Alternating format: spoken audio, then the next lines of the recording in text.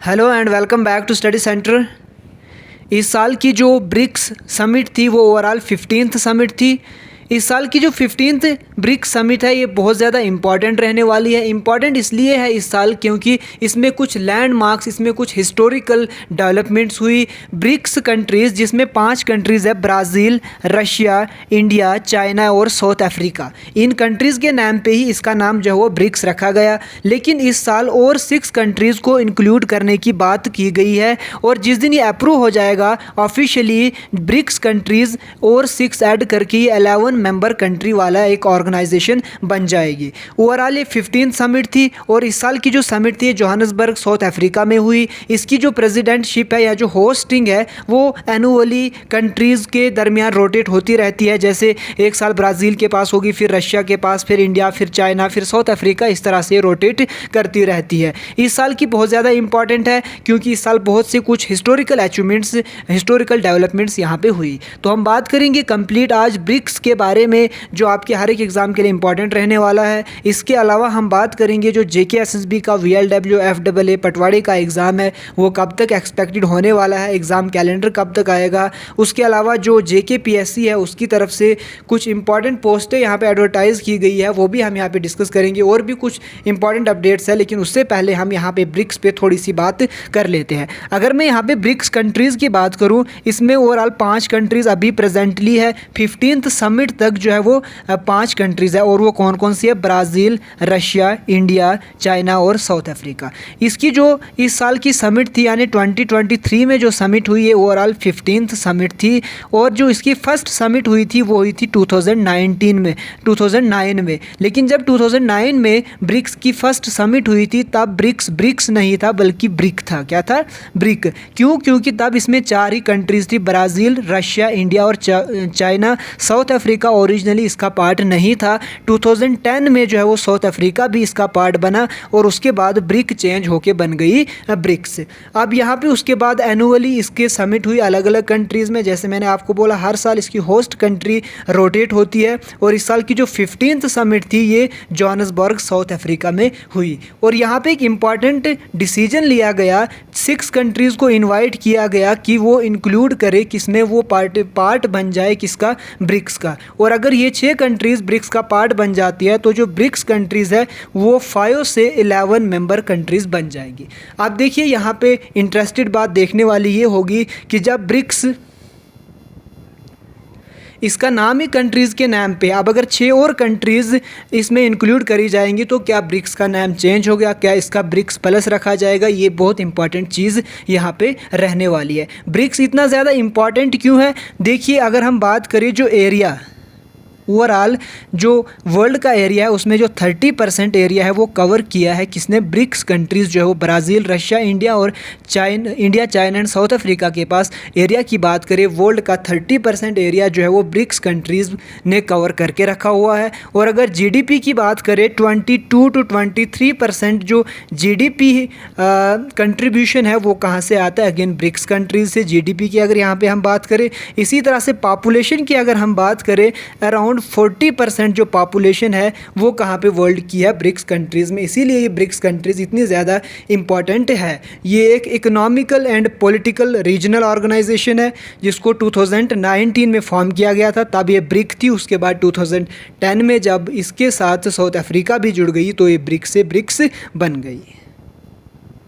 और जो इस साल 6 न्यू कंट्रीज़ जिनको इनवाइट किया है to become new members of BRICS, वो कौन कौन सी 6 कंट्रीज़ है? वो है Egypt, Argentina, Ethiopia, Iran, Saudi Arabia and UAE। अगर हम इनको मैप पे यहाँ पे एक बार देखें, ये आप देख सकते हो यहाँ पे सबसे पहले हम यहाँ पे देखेंगे अर्जेंटीना।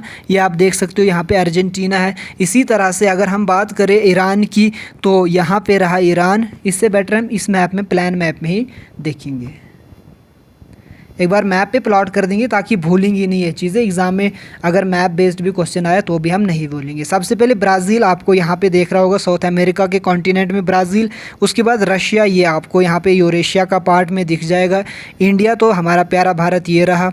चाइना की बात करें इंडिया के ऊपर ये चाइना रहा। साउथ अफ्रीका की बात करें अफ्रीका के साउथ कॉन्टिनेंट में साउथर्न पार्ट में आप देख सकते हो साउथ अफ्रीका। इसी तरह अर्जेंटीना यहाँ पे आप साउथ अमेरिका में देख सकते हो। इजिप्ट की हम अगर यहाँ पे बात करें ये ये रहा इजिप्ट अफ्रीका में, इथोपिया की अगर बात करें अगेन अफ्रीका में, ईरान की हम बात करें यहाँ एशिया में, आप ऊपर देख सकते हो इंडिया के नॉर्थ वेस्ट में जो ईरान है, सऊदी अरेबिया की बात करें ईरान के साउथ वेस्ट में, यहाँ पे आप देख सकते हो यूएई, यहाँ पे सऊदी अरेबिया के ही साथ में है। तो ये सारी ब्रिक्स की कंट्रीज़ है जो आने वाले टाइम में ब्रिक्स की मेंबर्स होंगे। लेकिन अगर न्यू की बात करें तो वो कौन कौन सी है, वो है Argentina, Egypt, Ethiopia, Iran, Saudi Arabia और यूएई। इनको यहाँ पे इनवाइट किया गया है कि आप भी ब्रिक्स के मेंबर्स बन जाए। अगर हम यहाँ पे मज़ीद थोड़ी सी बात करें ब्रिक्स की ओवरऑल 5 ऑफिशियल लैंग्वेजेस है, 5 ऑफिशियल लैंग्वेजेस है ब्रिक्स की। और जो फर्स्ट समिट हुई थी वो हुई थी 2009 में, और जब 4 ही कंट्रीज़ इसके मेंबर्स थे, ब्राज़ील, रशिया, इंडिया और चाइना। ये जो टर्म दी थी सबसे पहले इसको यूज़ किया गया था जिम ओनेल, यानी जो टर्म ब्रिक्स है इसको कॉइन किसने किया था, जिम ओनेल ने। और जो फर्स्ट समिट हुई थी 2019 में वो रशिया में हुई थी। तो आई होप यहाँ तक चीज़ें आपको समझ आ रही है, अच्छी लग रही है। अगर आपको इन्फॉर्मेटिव वीडियो लग रहा है तो ज़रूर एक बार लाइक और सब्सक्राइब कर दीजिएगा। इसी तरह से अगर हम बात करें इस साल का जो इम्पॉर्टेंट सेशन रहा, इम्पॉर्टेंट समिट रही, तो इस साल की थीम भी आपसे पूछी जा सकती है। तो यहाँ पे हम देख सकते हो the BRICS alliance which presently reunites Brazil, Russia, India, China and South Africa. यहाँ पे ये रही ब्रिक्स जो इस साल की समिट 15 समिट थी, उसकी जो थीम है वो है partnership for mutually accelerated growth, sustainable development and inclusive multilateralism. किसी भी एग्ज़ाम में जो है वो ये थीम पूछ ली जाती है, तो आपको याद रहना चाहिए 15 समिट था और इसकी जो थीम थी वो थी partnership for mutually accelerated growth, sustainable development and inclusive multilateralism. तो आई होप आपको ब्रिक्स के बारे में जो भी कुछ इंपॉर्टेंट पॉइंट्स थे वो आपने यहाँ पे नोट डाउन कर दिए होंगे। अब हम बात करते हैं JKSSB एग्ज़ाम्स की, और जो JKPSC की तरफ से कुछ इंपॉर्टेंट नोटिफिकेशन यहाँ पे आउट किया उसके बारे में। तो सबसे पहले हम यहाँ पे बात करेंगे JKSSB एग्ज़ाम्स के बारे में। देखिए अब आप बोलेंगे हर वीडियो में आप इसके बारे में बात क्यों करते हो। देखिए सिंपल सी बात है, आप कमेंट बॉक्स में देख लीजिए, इंस्टाग्राम पे देख लीजिए, व्हाट्सएप ग्रुप में देख लीजिए, हर जगह आपको जो मेरे जो इंस्टाग्राम हैंडल है या व्हाट्सएप है जहाँ पे भी, या कमेंट बॉक्स है, वहाँ पे हर जगह मैंने एक चीज़ देखी कि VLW और फाइनेंस अकाउंट असिस्टेंट के जो एस्पायरेंट्स हैं उनको बहुत ज़्यादा जो है वो क्यूरियोसिटी है ये जानने के लिए कि एग्ज़ाम कैलेंडर और एग्ज़ाम्स कब से होंगे। सबसे पहले आप एक चीज़ को ध्यान में रखिए कि अक्टूबर 1 को जो है वो रहने वाला है एग्ज़ाम JEE का, और ये सीधा साफ कर दिया है JKSSB ने कि जो मेजर एग्ज़ाम्स है जितने भी वो OMR बेस्ड ही होंगे। अब अगर OMR बेस्ड होंगे तो एक एग्ज़ाम के बाद दूसरा एग्ज़ाम होना ज़्यादा टाइम नहीं लेगा। अब अगर अक्टूबर का फर्स्ट वीक समझिए JEE के, हालांकि JEE का एग्ज़ाम एक ही दिन है लेकिन फिर भी समझ लीजिए कि फर्स्ट जो वीक है वो इसी में गुजर जाएगा। तो कहीं ना कहीं हम मान के चल सकते हैं कि अक्टूबर 15 के बाद या नवंबर से जो है वो आपके एग्ज़ाम्स स्टार्ट हो जाएंगे, चाहे वो कोई भी एग्ज़ाम हो। देखिए एक बार JKSSB फ़िलहाल जो भी चीज़ें हैं, नई कंपनी हायर कर रहे हैं या कोर्ट केस के रिलेटेड जो चीज़ें थी वो सारी एक तरफ से अभी भी चल रही है, जिसके चलते JKSSB जो मेजर रिक्रूटमेंट्स है वो नहीं करा रही है।